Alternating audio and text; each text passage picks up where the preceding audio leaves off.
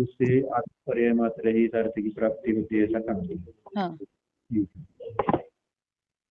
तो अब यहाँ वापिस पहले बोल से लेते, आलिंग ग्रहण के 20 बोल है, उसमें पहला बोल।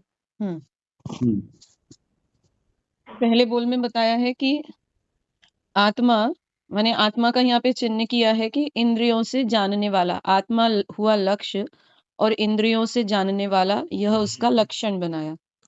तो आचार्य देव कह रहे हैं कि आत्मा इंद्रियों से जानने वाला नहीं है, अर्थात आत्मा अलिंग ग्रहण है। इस प्रकार आत्मा अतीन्द्रिय ज्ञानमय है, ये इससे इस अर्थ की प्राप्ति होती है। दूसरे में कहा कि आत्मा लक्ष्य और आत्मा का लक्षण बनाया इंद्रियों के द्वारा जानने में आने वाला। तो कह रहे आचार्य देव ने कहा कि आत्मा इंद्रियों से जानने में आने वाला नहीं है, इसलिए आत्मा अलिंग ग्रहण है। इससे आत्मा इंद्रिय प्रत्यक्ष का विषय नहीं है, इस अर्थ की प्राप्ति होती है।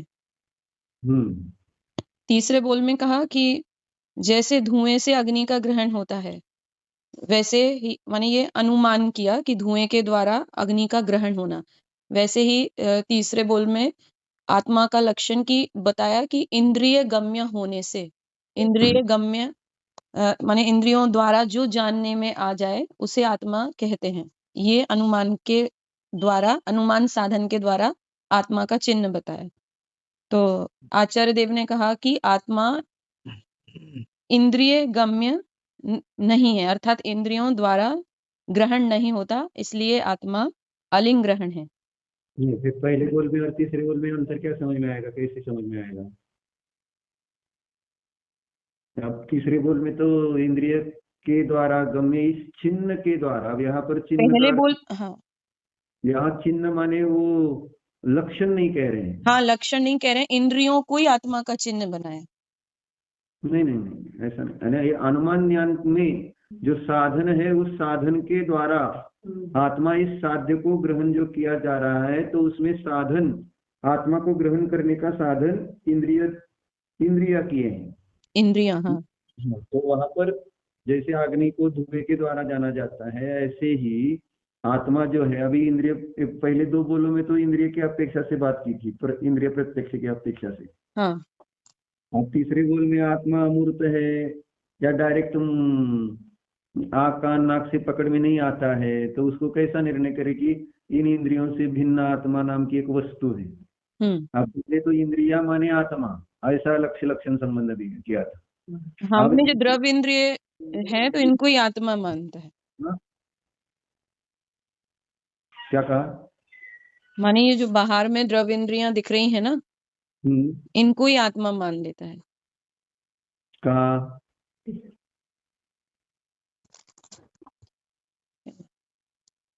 स्पीकर किती वेळ काय चाललंय कोण? एक तरी ठेवलाय घरात, आणायचं सोडलं. कोणाला विचार आणला सर.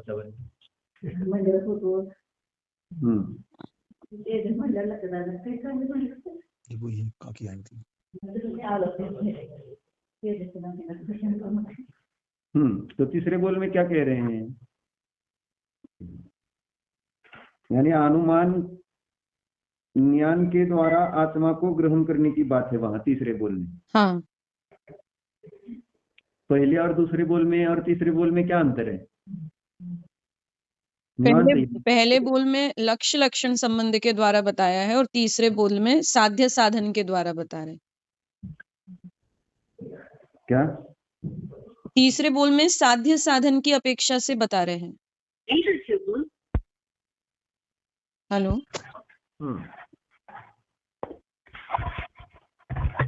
इंद्रियों को हेतु बनाकर, हाँ, इंद्रियों को हेतु बनाकर साध्य साधन को सिद्ध किया जा रहा है। हाँ, यानी यहाँ पहले और दूसरे बोल के समान लक्ष्य लक्षण संबंध से नहीं। हाँ, यानी इंद्रियों से जानना, इसको लक्षण बनाकर आत्मा को ग्रहण करना, या इंद्रियों के द्वारा जाने योग्य। अभी दूसरे और तीसरे में, दूसरे बोल में क्या आया था? इंद्रियों के द्वारा जानने में आने वाला। आप दूसरे और तीसरे में भी वही है ना, फिर हेतु वही है, इंद्रियों से गम्य। नहीं, यहाँ पे दूसरे और नहीं, हम्म। तीसरे में तो इंद्रिय को अनुमान साधन के रूप में आत्मा को देख रहे हैं। हाँ, तो फर्क क्या हुआ दूसरे और तीसरे में? वही भैया, लक्ष्य लक्षण संबंध, और यहाँ पे साध्य साधन अनुमान के द्वारा साधन से साध्य को पकड़ना। तो इसलिए तीसरे बोल में क्या लक्षण किया है? दूसरे बोल में लक्षण कौन सा था? दूसरे बोल में लक्षण था कि आत्मा इंद्रियों से जानने में आने वाला है। इंद्रिय से जो जानने में आता है वह आत्मा, ऐसा ही है ना दूसरा? हाँ यानी ग्राह्य। हाँ, ग्राह्य, ज्ञेय की अपेक्षा। इंद्रिय द्वारा ग्रहण। तो ये चिन्ह बनाने पर आचार्य ने कहा कि ये चिन्ह आत्मा को ग्रहण करने का नहीं है।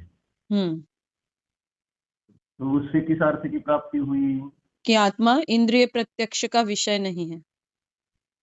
यानी इंद्रिय ज्ञान के द्वारा आत्मा का अनुभव नहीं आ सकता है, ऐसे हाँ ही ना? हाँ, इंद्रिय ज्ञान द्वारा आत्मा को जाना नहीं जा सकता है। इंद्रिया पहले बोल में साधन की चर्चा है, दूसरे बोल में विषय की। अब पहले बोल कहा कि इंद्रियों से जो जानता है वह आत्मा, हाँ, और इंद्रियों से जो जाना जाता है वह आत्मा। हाँ।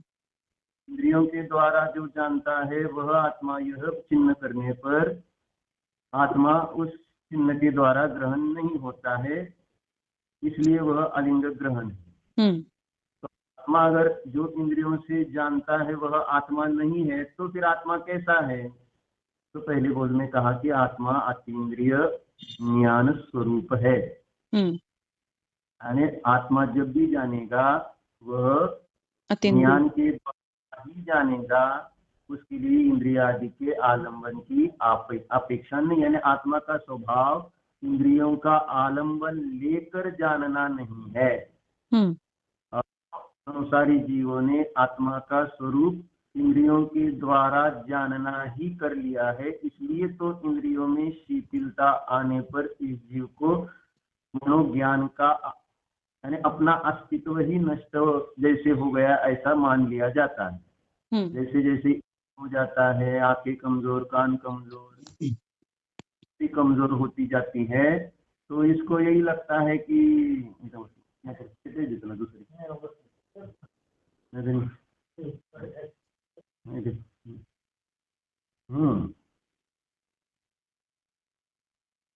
क्या कह रही थी? इंद्रियां जैसे जैसे शिथिल होती जाती हैं, इसे लगता है कि ज्ञान कम होता जाता, जानना नहीं। ज्ञान कम नहीं, हाँ, जानना नहीं। आत्मा का ही अस्तित्व नष्ट हो गया ऐसा समझ लेता है, क्योंकि उससे भिन्न कुछ आत्मा होता है ऐसा ही प्रतीति में नहीं आता है ना।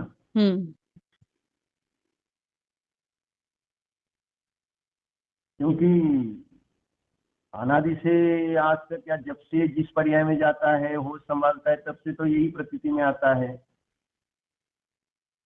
आंखों से देखता हूँ, कानों से सुनता हूँ, नाक से सुनता हूँ, जीवा से रस को चखता हूँ।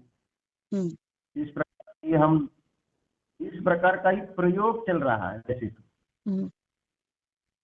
यानी आत्मा का जो ज्ञान रूप कार्य है, उसका जो जानना रूप कार्य है, वो प्रत्यक्ष में तो इंद्रियों के द्वारा ही प्रतीति में आ रहा है। इसलिए इंद्रिय से जानना और आत्मा ये दो चीजें नहीं, एक ही है। यानी आत्मा माने इंद्रियों से जो जानता है वह, ऐसा ही भेद भाषित ही नहीं होता। इसलिए तो ऐसे जीव बोलते हैं, किसी का एक्सीडेंट हो जाए तो आंखें चली जाए, तो बोलता है अभी जीने से क्या मतलब है, आंखें नहीं है तो। किसी के कानों से सुनना बंद हो जाए, तो क्या जीने से क्या मतलब, कुछ सुनाई नहीं देता है ना। तो अज्ञान के कारण इसको बहुत दुख होता है, क्योंकि सामने वाले बोलते रहते हैं और इसको सुनाई नहीं देता है, तो वो अज्ञान उसको बहुत ज्यादा दुख का कारण भाषित होता है। हम्म इसलिए बूढ़े लोग तो उसी से ज्यादा परेशान होते हैं। हम्म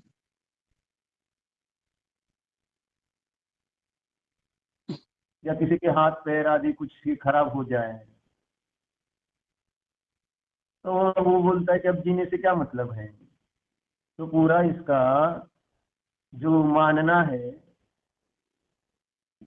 जीव का स्वरूप, वह इंद्रियाधीन यानी इंद्रियों के द्वारा ही जानने रूप अपने आत्मा का स्वरूप यही प्रतीति में आता है, इसलिए वो चिन्ह पहले बनाया है। भैया अब एक चीज इसमें कि हम्म। मति ज्ञान की जो पराधीन प्रवृत्ति मोक्ष मार्ग प्रकाशक जी में पढ़ते हैं ना, कि हाँ इंद्रिय और मन के अवलंबन के बिना नहीं जान सकता।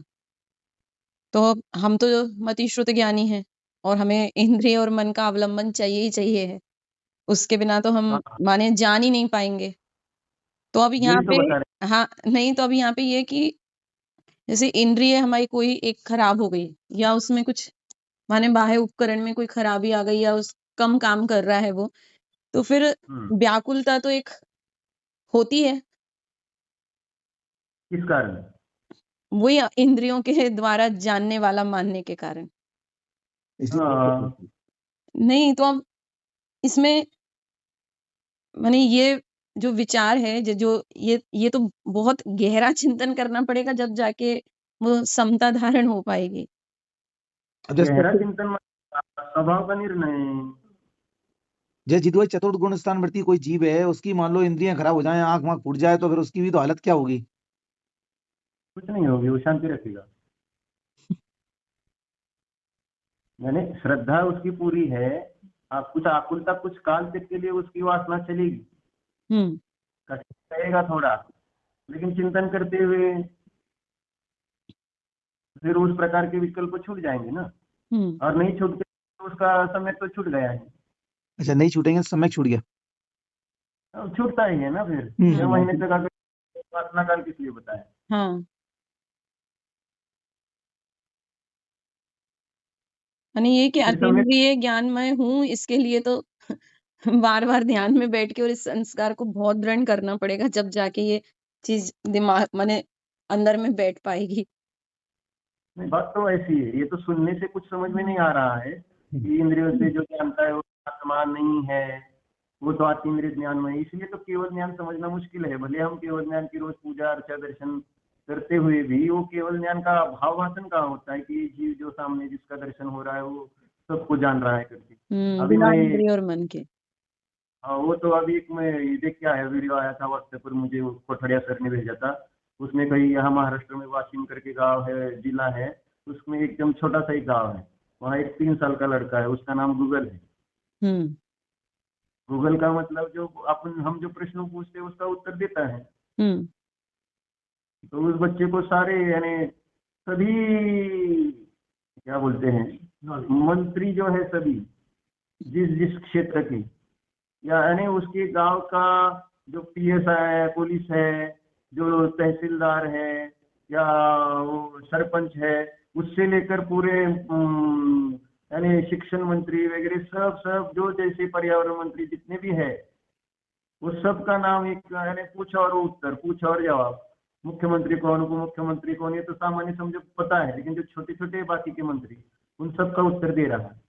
हम्म यानी और ऐसे इंग्लिश पोएम्स वगैरह बनाता है। 3 साल का लड़का भी तोतला बोल रहा है। हम्म अब उसके मुंह से इस प्रकार के जवाब, बीच में भी वो एक आया था ना केबीसी पर भी, क्या नाम था उसका, चाणक्य। चाणक्य। चाणक्य। हम्म तो हम जब उसकी बातें सुनते हैं तो ऐसा आश्चर्य होता है कि देखो इसके पास कितना ज्ञान है, कितना छोटा ज्ञान कितना बड़ा है। हम्म ज्ञान का क्षेम किसी में विशेष देखने पर हमें आश्चर्य होता है, लेकिन केवल ज्ञान भगवान के दर्शन करते हुए उस केवल ज्ञान की महिमा नहीं आती, क्योंकि हमारे प्रश्नों का जवाब भगवान अभी दे नहीं रहे ना। प्रॉब्लम ये है, भगवान को भी ऐसे प्रश्न के उत्तर देने चाहिए। हम जो पूछे उसका उत्तर भगवान अगर देने लगते कि मेरा पिछला भोग क्या था, मेरा अगला भोग क्या होगा, मुझे कल कितने पैसे आने वाले हैं, कल झगड़ा होने वाला है कि नहीं होने वाला, कौन सा शेयर बढ़ने वाला है, इस जगह की कीमत क्या है, ऐसे सारे प्रश्न के उत्तर भगवान देने लगते ना, फिर हम भगवान को मानने लगते। एक्चुअली प्रॉब्लम वही है, हमारे भगवान का वितराग हो गई।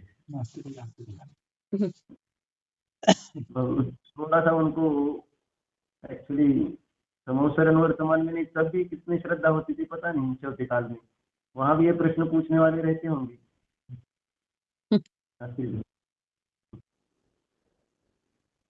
तब उनको केवल ज्ञान की महिमा आती है। ऐसे तो सामान्य हम केवल वो कथा भी प्रथमान योग की पढ़ते हैं ना, वो राजा की अंगूठी उस प्रधान से गुम जाती है।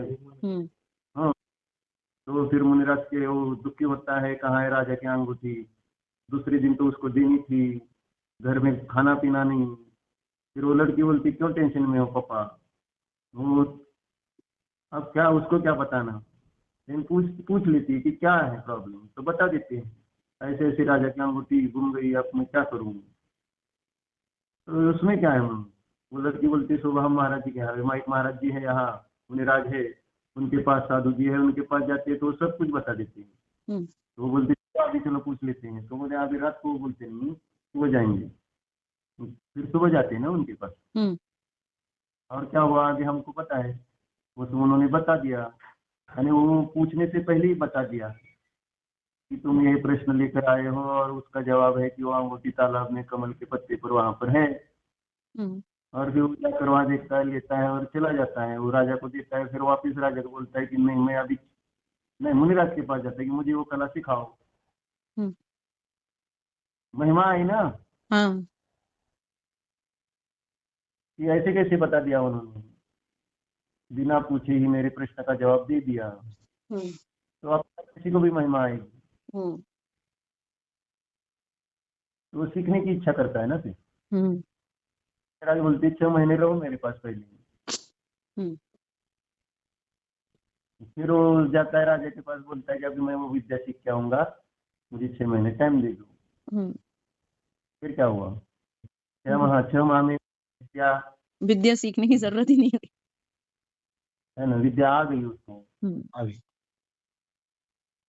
यानी वस्तु स्वभाव को जाना, श्रद्धान बदल गया, ये तो क्षयक्षम ज्ञान है, मैं तो केवल ज्ञान सर्वज्ञ शक्ति वाला, सबको जानने देखने की शक्ति वाला, तो मैं ये क्षणिक ऐसे मन पर यानी ऐसे ज्ञान के पीछे क्यों पड़ूं।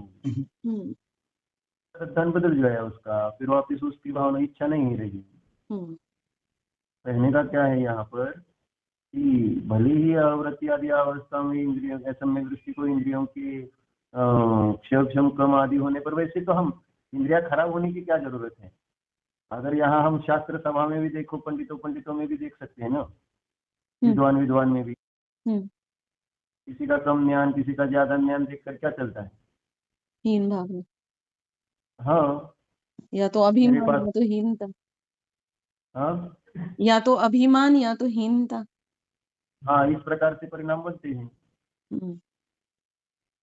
भले ज्ञान हो गया है कि मैं सर्वज्ञ स्वभावी हूँ, दोनों विद्वान है, दोनों विद्वान बोल रहे हैं आत्मा का स्वभाव सर्वज्ञ है, लेकिन फिर भी जब ज्ञान के कम ज्यादा देखने पर तीन भाव या अभिमान आता है, मतलब क्या है, वही अपने कुछ है उपसम ज्ञान वाला मन।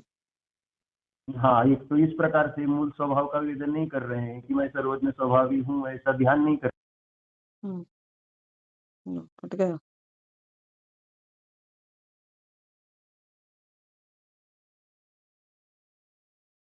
अच्छा, आधे घंटे कटेगा। हेलो। हाँ, हाँ भैया।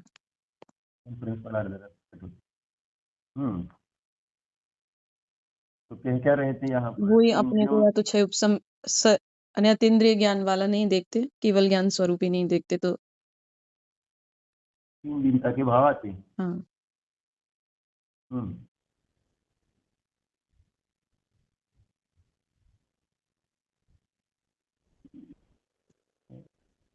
समझ करके, यानी वो तो कषाय तो रहेगी ना आवृत्ति अवस्था में, लेकिन कषायों की वही तो कहा, कषाय कितने काल तक रह सकती है, उसमें कितना एकत्व ममत्व भाव रहेगा किसी भी विषय संबंधी। हम्म, हो सकती नहीं ऐसा नहीं है, लेकिन अज्ञानी जैसा नहीं होती, हम्म, इतना ही समझना है उसको। हम्म, और इसलिए यहाँ पर ये श्रद्धान करने के लिए स्वभाव का ही पुनः पुनः वेदन करना पड़ता है। हम्म, स्वभाव के वेदन के द्वारा ही हम्म, मैं इंद्रिय ज्ञान वाला नहीं हूँ, मैंने इंद्रियों से जानने वाला नहीं हूँ, इसका श्रद्धान बन सकता है। हम्म, जानेगा नहीं तो श्रद्धान कैसे बनेगा? हम्म, तो अनुभव से अपने आत्मा का बिना इंद्रियों मन के आलम्बन से वेदन करेगा तो ही समझेगा कि हाँ, वास्तव में मुझे जानने के लिए इंद्रियों की आवश्यकता नहीं है। हम्म, लेकिन हम एक तो फिर हमारा वो चल रहा था साथ में बोलने कि हम तो दुनिया पदार्थ की अभी इंद्रियों से जानना नहीं, इंद्रियों के द्वारा जाने गए विषय की अपेक्षा से हम अपना अस्तित्व मानते रहते हैं। हम्म, इंद्रियों तो इंद्रियों के विषयों को अगर मैं ना जानूं तो अपने को लगता है कि मैं हूं ही नहीं। हम्म, और फिर दूसरा ये है कि इंद्रियों से मैं जान नहीं रहा तो मैं हूं ही नहीं, ऐसा लग रहा है। हम्म, और इसका श्रद्धान बैठने के लिए आजू बाजू ऐसे कोई जीव नहीं दिख रहा है हम्म, जिससे मेरा श्रद्धा है कि वो इंद्रियों के बिना भी ज्ञान जानना होता रहता है, जानने के लिए इंद्रियों की आवश्यकता है नहीं। हम्म, अब किसको देखकर मैं ये निर्णय करूं कि आत्मा अतीन्द्रिय ज्ञान वाला है? जो भगवान का दर्शन कर रहे हो तो प्रतिमा है। हम्म, अब उसका श्रद्धान कैसे करे कि यहाँ पर जो ज्ञान है, यहाँ पर ज्ञान है, ये जीव है, यहाँ पर ज्ञान है और इनका ज्ञान तीन लोग तीन काल के पदार्थों को जान रहा है। हम्म, श्रद्धान बनेगा कैसे? वर्तमान में कोई मुनिराज ऐसे नहीं दिख रहे हैं। यानी हम और हमारा देखने का भी तरीका है वो इंद्रियों से है, तो हम भी कैसे समझे कि ये सामने वाला इंद्रियों के बिना जान रहा है? क्योंकि इंद्रियों के द्वारा जानने पर अतीन्द्रिय ज्ञान का निर्णय कैसे हो? हम्म, इंद्रिय ज्ञान के द्वारा अतीन्द्रिय ज्ञान का निर्णय हो सकता है, नहीं हो सकता ऐसा नहीं। हम्म, इसके लिए अनुमान की आवश्यकता है। डायरेक्ट आप इंद्रियों के द्वारा आत्मा को जानने का विचार करो तो नहीं समझ में आएगा। हम्म, लेकिन इंद्रिय साधन के द्वारा हम आत्मा का निर्णय करने के लिए जाएंगे, या इंद्रियों से द्वारा, वही तो सिद्ध कर लिया ना फिर अनुमेय पना। हाँ, सर्वज्ञ बताती हुई आचार्य ने वही हेतु देकर सर्वज्ञ की सिद्धि की कि सूक्ष्मांतरित दूरवर्ती पदार्थ किसी को प्रत्यक्ष अनुमेय होने से, हम्म, तो अनुमान का विषय होने से ये सूक्ष्मांतरित दूरवर्ती पदार्थ तो जो चिन्ह है, हेतु है, साधन है, वो इंद्रिय गम्य है। हम्म, इंद्रिय गम्य साधन के द्वारा अतीन्द्रिय ज्ञान की सिद्धि कर दी, सर्वज्ञता की सिद्धि की। हम्म, और ये प्रवचन कहा ना, प्रवचन का पहला अधिकार जो है वो एक एक गाथा में उसी की सिद्धि कर रहे हैं। हम्म, सर्वज्ञ की सिद्धि, हाँ, सर्वज्ञ की सिद्धि कहो, अतीन्द्रिय ज्ञान की सिद्धि कहो, स्वतंत्र ज्ञान की सिद्धि कहो, स्वभाव रूप ज्ञान की सिद्धि कहो, सम्यक ज्ञान की सिद्धि कहो, हम्म, एक अर्थ शब्द है ये। हम्म,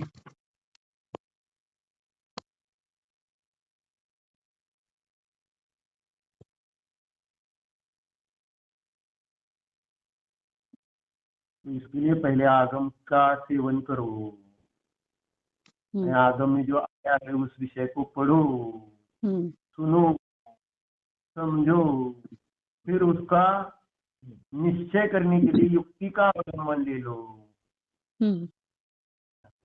कल परसों हमने आपको वही प्रश्न पूछा, आज वही प्रकरण हमने इसमें दिया, अष्टसहस्री में से लिया है। यानी उसमें हमने पूछा था ना, ये पाप क्यों है उनसादी।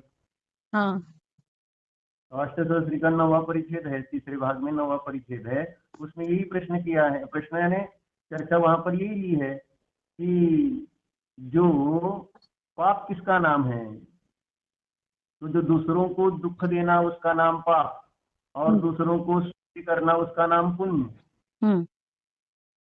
ये लक्षण सही है क्या पाप पुण्य का? ये तो पूरा दूसरे के आधार पे ही पाप पुण्य हो गया ना। नहीं, व्यवहार में क्या आप हम दूसरे को यानी कोई दूसरे को दुख दे रहा है तो हम पाप मानते ही है ना। यानी दूसरे की हिंसा करना पाप क्यों है?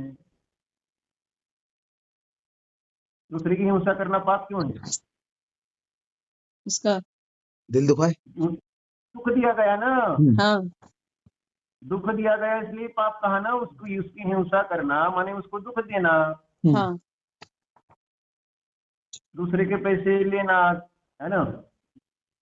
हम्म चोरी करने पर उसको दुख दिया ना, हाँ क्यों अनुराग जी?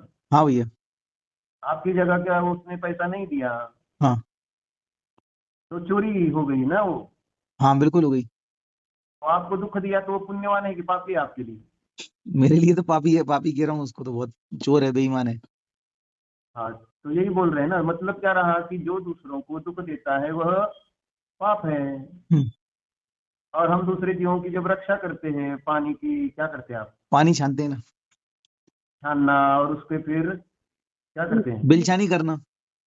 हाँ, तो हम्म, उससे जीवों को सुख देते हैं कि नहीं? हाँ जी बच ऐसे जाते हैं। वैसे ही रखते हैं या वैसे ही अनछना पानी का इस्तेमाल करते हैं, तो आप उन जीवों को दुखी करेंगे कि नहीं? करते हैं। तो दुखी करेंगे तो पाप लगेगा कि नहीं? लगेगा। तो फिर ये लक्षण गलत कहाँ है कि दूसरे को दुखी करना वह पाप और हम्म, दूसरे को सुखी करना वह पुण्य? हम्म, पर ये एकांत हो जाएगा अगर सिर्फ दूसरों के उसमें सर्वथा लगा लेंगे। फिर कैसे लगाना? और हम ऐसा ही लगाते हैं, अभी एकांत हो या नहीं, ये शास्त्र में पढ़ने के बाद बोल रहे हैं। अगर जो शास्त्र नहीं पढ़ रहे वो क्या बोलते हैं? अब परिभाषा में तो यही आया है, दुख का कारण बुरा कार्य ही पाप है। क्या पाप उसका की कारण? बुरा कार्य ही पाप है।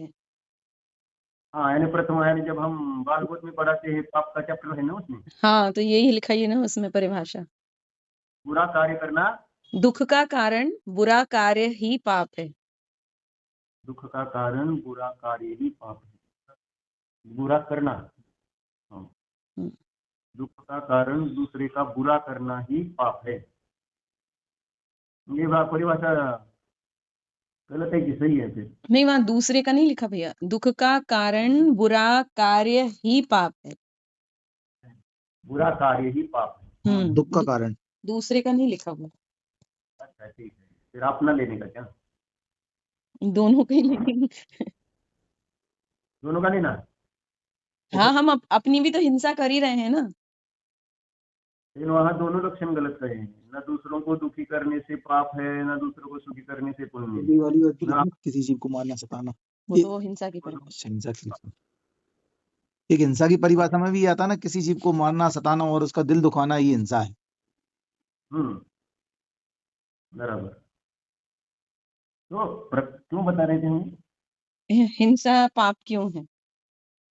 नहीं नहीं, अभी अपना प्रकरण में ये क्यों मैंने बताया था, विषय क्या चल रहा था? यही चल रहा था ना, इंद्रियों के, इंद्रिय साधन के द्वारा जो साध्य बनाना। हम्म, लिंक कुछ चली थी ना इससे ही अपनी, उसके ऊपर मैं कुछ कारण से गया था। लक्ष्य लक्षण डाल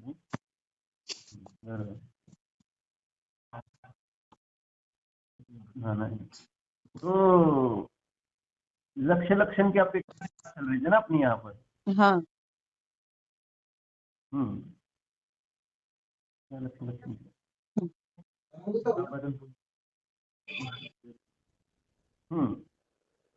यानी जैसे पाप के और पुण्य के लक्षण में दूसरों को दुखी करना या स्वयं को सुखी करना या सुखी करना, ये लक्षण नहीं बनते हैं। तो ऐसे ही यहाँ पर इंद्रियों से जानना यह भी जीव का लक्षण नहीं बनता है। फिर भी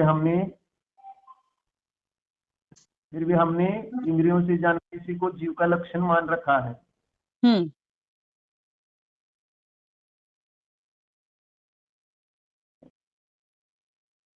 तो यह लक्षण व्याप्ति कौन से दोष से दूषित होगा? इंद्रियों से जानता है वह जीव, जीव लक्ष्य है और उसका लक्षण क्या, जो इंद्रियों से जानता है। अव्याप्ति दोष से, क्योंकि पूरे जीवों में नहीं जाता।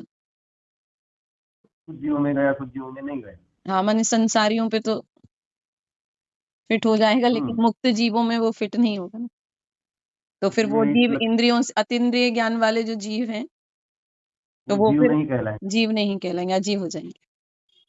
बराबर। और संसारी जीवों का लक्षण अगर इंद्रिय ज्ञान वाला करे तो नहीं, सिर्फ संसारी जीव में भी, अभी अब सभी जीव नहीं। संसारी जीव का लक्षण इंद्रिय ज्ञान से जानता है वह जीव। अरिहंत भगवान नहीं जानते इंद्रिय ज्ञान से। अरिहंत भगवान को अभी मुक्त मानो ना थोड़ी देर के लिए।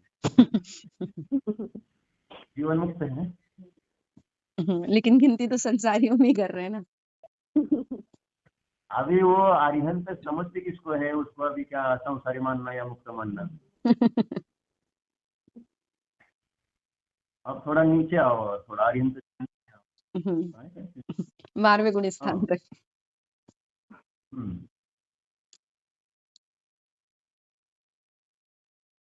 आत्मानुभूति के काल में जो इंद्रियों से नहीं जान रहा है फिर वो भी जीव नहीं कहलाएगा। हाँ, यानी संसारी सभी संसारी जीवों में भी ये लक्षण नहीं जाएगा, क्योंकि जो सम्यक दृष्टि है, निर्दोष शुद्धात्मा का अनुभव लेते हैं, उस काल में वो इंद्रियों का अवलंबन नहीं ले रहे हैं, तो उनको जीव नहीं कहा जाएगा। अपेक्षा से वहां पर व्याप्ति दोष आता है।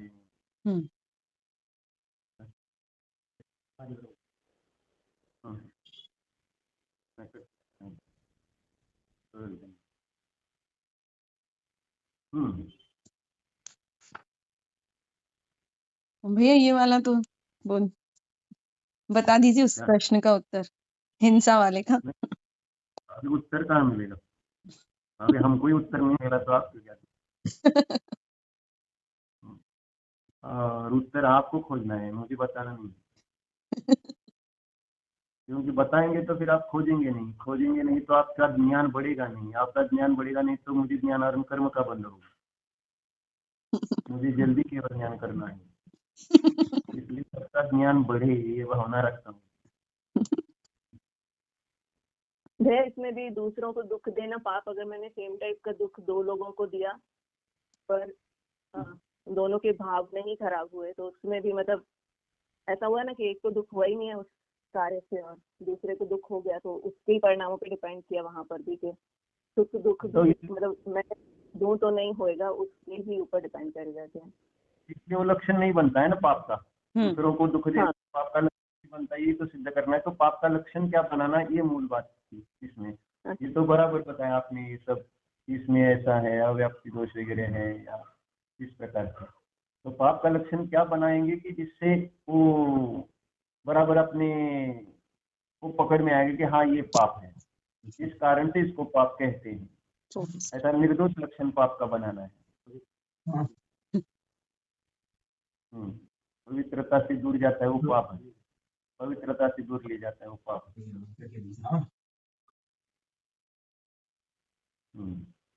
उसे बाहर पटा क्या मोबाइल। ठीक है, अभी इस प्रकरण को लेते हैं। अपने को अपनी आत्मा पकड़नी है तो उसको किस चिन्ह से पकड़ना है हमें? आत्मा अगर समझना है, जानना है, श्रद्धान करना है, अनुभव करना है, तो उसका पहले निर्दोष लक्षण करना जरूरी है। हम जैसा सोचते वैसा लक्षण करने से काम बनने वाला नहीं। इसलिए जिन चिन्हों के द्वारा अज्ञानी जीव आत्मा को लक्षित करते जाते हैं, उनमें से पहला चिन्ह इंद्रियों से जो जानने वाला और ये सब जीवों को परिचित है, सब इसी के अपेक्षा से आत्मा का अस्तित्व समझ भी लेते हैं। इंद्रियों से जानने वाला है वह आत्मा। तो आचार्य ने कहा कि नहीं ये चिन्ह नहीं है, और फिर ये चिन्ह नहीं है ये कह दिया, तो क्या है फिर आत्मा का चिन्ह? ये नास्ति रूप से बात कही, तो आस्ति रूप से क्या कहना, क्या कहा कि अगर इंद्रियों से जानने वाला है वह आत्मा, यह आत्मा का चिन्ह नहीं है, तो फिर आत्मा का चिन्ह क्या हुआ? अतीन्द्रिय ज्ञान। यानी इंद्रियों के बिना, अभी भी नास्ति कहा, लेकिन अतीन्द्रिय ज्ञान से जो द्वारा, अतीन्द्रिय ज्ञान के द्वारा जो जानता है वह जीव है। यह जीव का लक्षण किया है पहले बोलिए। हाँ भैया।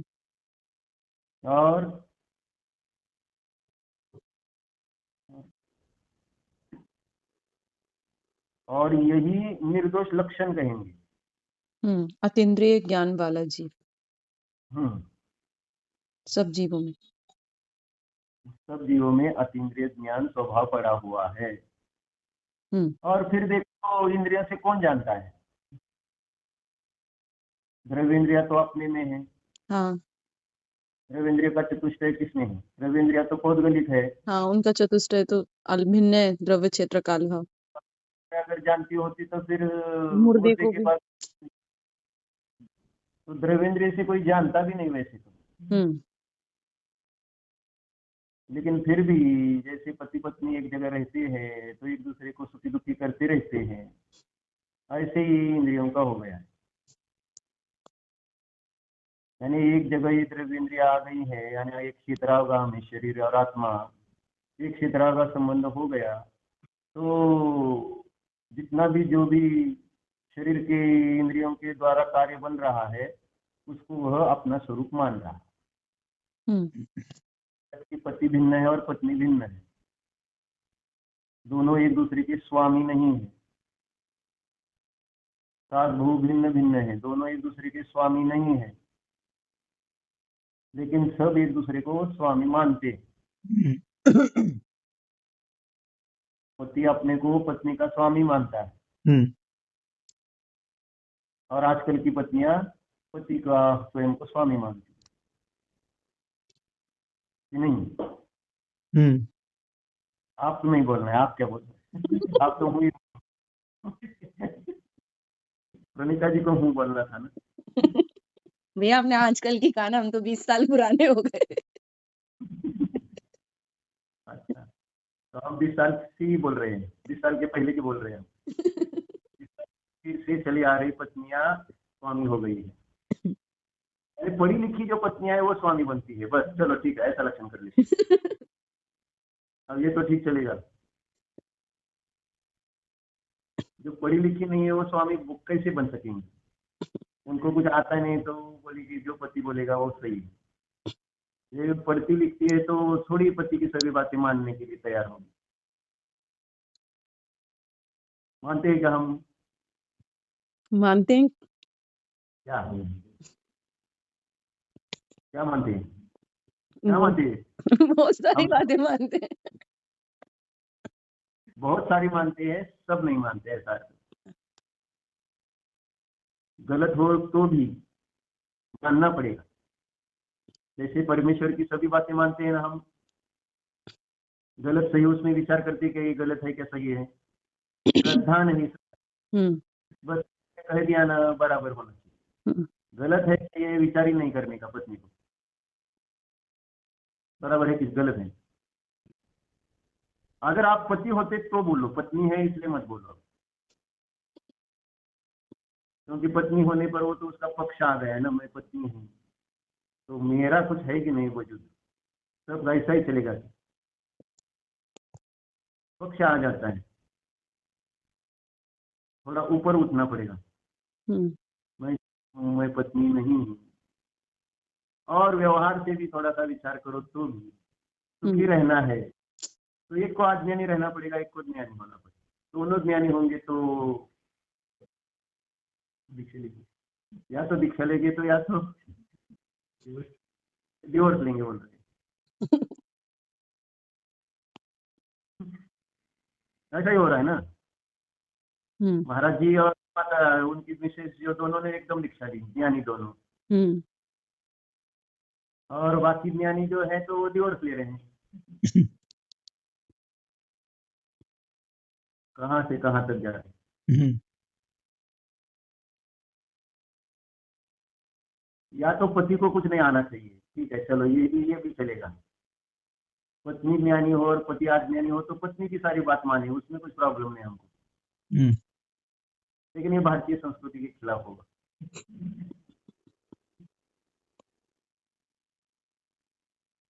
और कर्म शास्त्र से भी विरोधी होता है,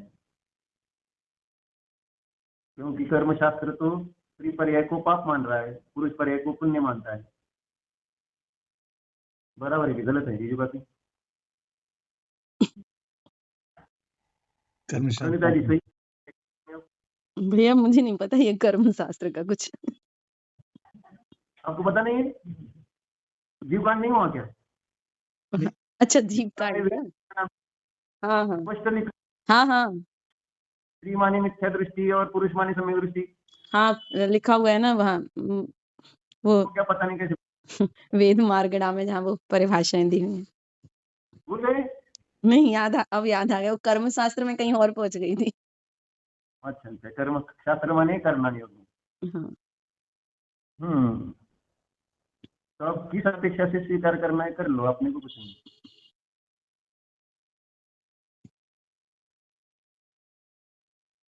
संसार को स्वर्ग बनाना हो तो, और संसार को नरक बनाना हो तो फिर कुछ प्रॉब्लम नहीं है।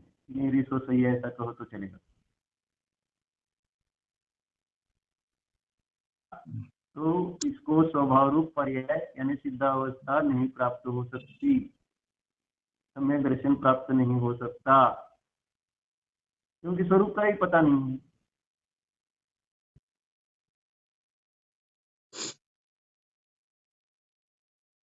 ज्ञान का स्रोत ही पता नहीं है। हम्म ज्ञान किसका ही समझ में नहीं आ रहा है, इसीलिए तो सारा न्याय लिखा हुआ है। हम्म न्याय में अन्य मतवादियों को यही प्रश्न नहीं हल कर पाए कि ज्ञान किसका। हम्म ज्ञान आत्मा का स्वीकार, हमने कहा ना, बौद्ध मत हो या सांख्य मत हो या वैशेषिक नैयायिक मत हो, सब ने ज्ञान को आत्मा से रहित ही माना है, आत्मा को ज्ञान से रहित ही माना है। क्योंकि सब संसार की जड़ ज्ञान को ही मान बैठे हैं, इसलिए बौद्धों ने ज्ञान का नाश ही मोक्ष मान लिया। सांख्य ने उस ज्ञान को प्रकृति का धर्म मान लिया, आत्मा का नहीं माना। वैशेषिक ने भी आत्मा और ज्ञान गुण दोनों का एकदम पृथक पृथक द्रव्य जैसा अस्तित्व माना और समवाय से उनको जोड़ा। और बाकी अज्ञानी जीव तो इंद्रियों में अपना ज्ञान रख रहे हैं। इंद्रिय प्रवृत्ति विचार भी एक वैसा प्रमाण का लक्षण किया है प्रमेय मार्ग में, एक प्रकरण ही है पूरा, इंद्रिय वृत्ति व्यापार। इंद्रिय वृत्ति व्यापार नाम का एक मत ही, मत माने का खूब मत का मुझे याद नहीं अभी आ रहा। तो इंद्रिय वृत्ति व्यापार को ही वो ज्ञान मानता है, यानी इंद्रिय जानना ही ज्ञान है। तो ऐसे ज्ञान के अनेक प्रकार के लक्षण किए गए हैं, क्योंकि जिसको जैसा भाषित हुआ और उस ज्ञान के कारण ही विकल्प देखे जाते हैं, तो इसलिए कहते हैं कि उसको ही आत्मा से पृथक कर दो तो आत्मा सुखी होगा।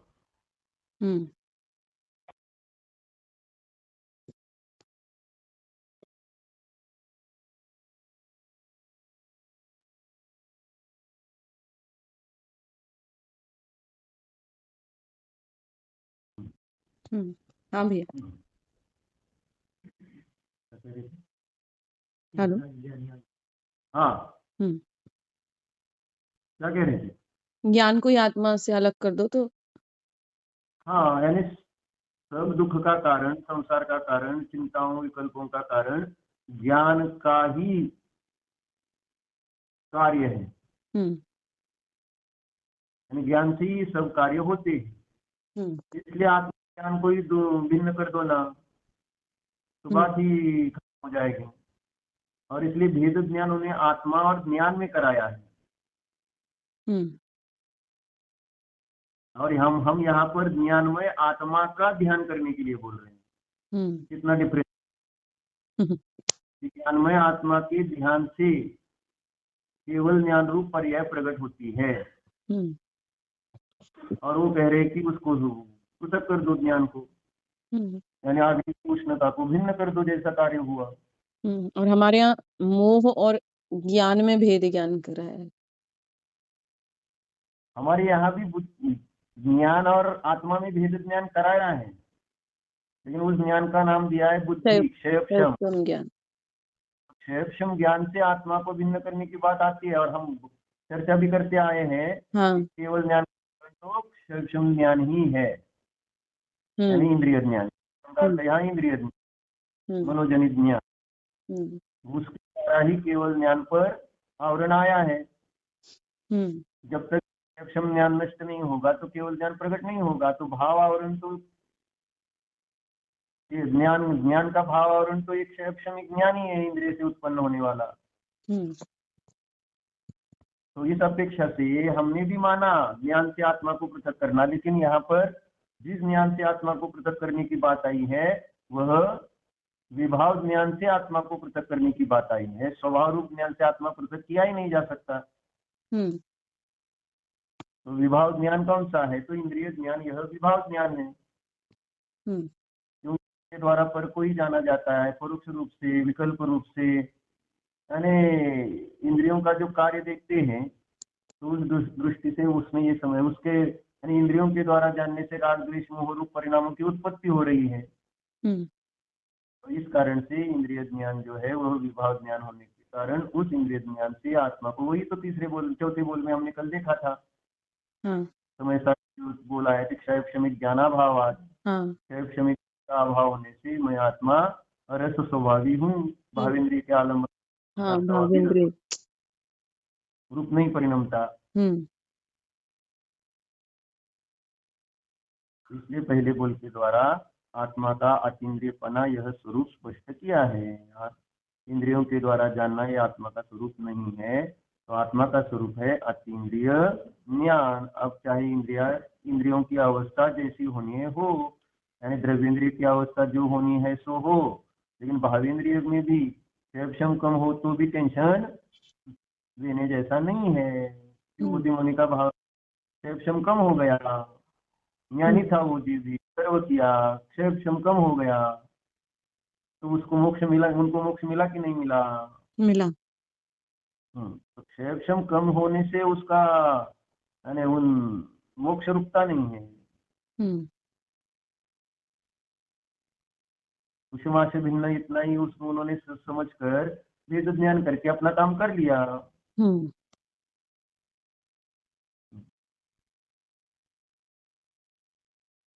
इसलिए द्रव्येंद्रिय और भावेंद्रियों के द्वारा जानना यह जीव का स्वभाव नहीं है।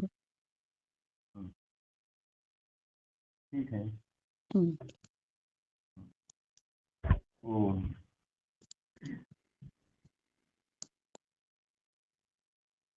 यानी ज्ञान से ज्ञान स्वभाव को जानिए।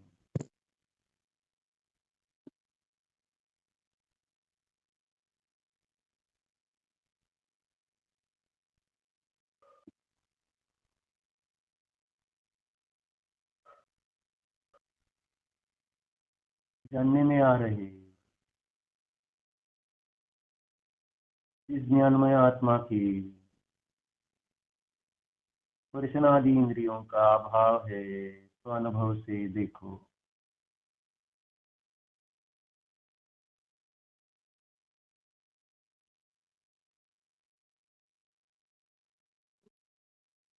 स्पर्शन इंद्रिया नहीं है, रसना इंद्रिय नहीं, घ्राण इंद्रिय नहीं,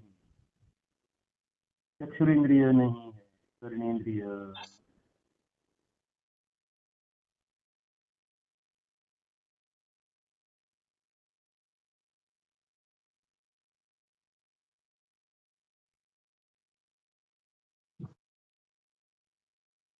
बिना इंद्रियों के भी जानना हो रहा है। मैं अतीन्द्रिय ज्ञान स्वरूप जो हूँ, जानो।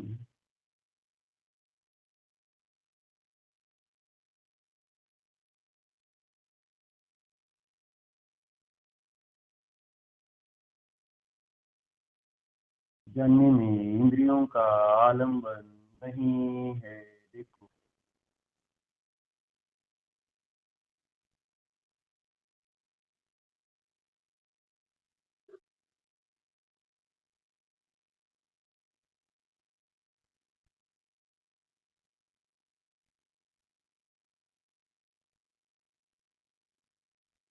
मैं न्यायक हूँ,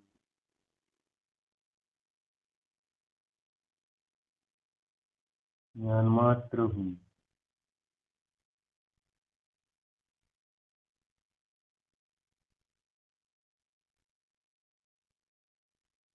ओम। विसर्जन।